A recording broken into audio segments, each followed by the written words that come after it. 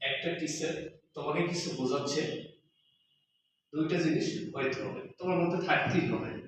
More than 100% attentive, তার কথার প্রতি যে কথা বলছে। একটা টিচার যতটুকু কষ্ট করে একটা স্টুডেন্টকে তার চেয়ে 3 গুণ বেশি কষ্ট করতে হবে যদি সে জীবনে ভালো কিছু করতে চায়। মাই ডিয়ার স্টুডেন্ট, শোনো, তোমরা অনেক সময় বিভিন্ন জায়গায় দোয়া চালাও, স্যার দোয়া করে, স্যার দোয়া করে। দোয়ার পরিমাণটা লাগবে 100%। দোয়া করলে বা কেমনে কিভাবে কাজে লাগে এইটা আমরা চোখে দেখতে পাই না। মানুষ যেটা কাজে লাগবে সেটা হচ্ছে পরিশ্রম আর চেষ্টা। দোয়া করলে বা কাজে লাগছে এটাকে প্রমাণ করতে পারবে?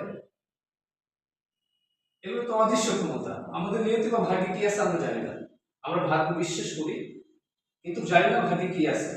আল্লাহ এটাও বলছে তুমি যা চেষ্টা করবা তাই পাবা। আল্লাহ এটাও বলছে আমি ওই জাতিকে সাহায্য করি না যে জাতি নিজের সাহায্য নিজে করতে পারে না।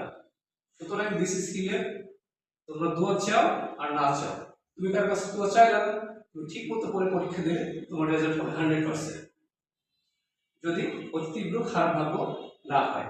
My dear student,